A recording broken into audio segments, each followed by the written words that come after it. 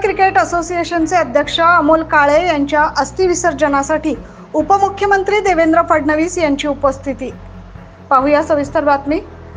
Mumbai cricket असोसिएशनचे अध्यक्ष अमोल काळे यांचं सोमवारी हृदयविकाराच्या तीव्र झटक्यानं अमेरिकेतल्या न्यूयॉर्कमध्ये निधन झालंय।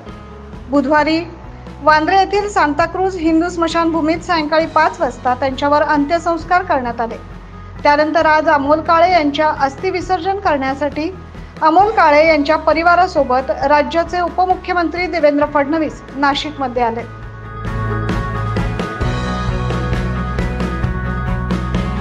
उपमुख्यमंत्री देवेंद्र फडणवीस हे नाशिकच्या गेटवे येथे थांबले होते। त्यानंतर त्यांनी काळे कुटुंबासोबत रामकुंड येथे येऊन अमोल काळे यांच्या अस्थींचं विसर्जन केलंय। अमोल काळे हे मूळचे नागपुरातील, त्यामुळे उपमुख्यमंत्री देवेंद्र फडणवीस आणि अमोल काळे हे बालपणीचे मित्र।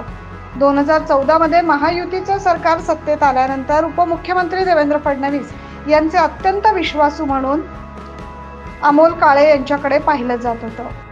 यावेळी नाशिक पूर्वचे आमदार राहुल डिकले, आमदार देवयानी फरांदे, आमदार सीमा हिरे, लक्ष्मण सावजी, विजय साने, माजी आमदार बाळासाहेब सानप आदी पदाधिकारी उपस्थित होते। 9 न्यूज महाराष्ट्रासाठी प्रतिनिधी जितेंद्र नरवाडे।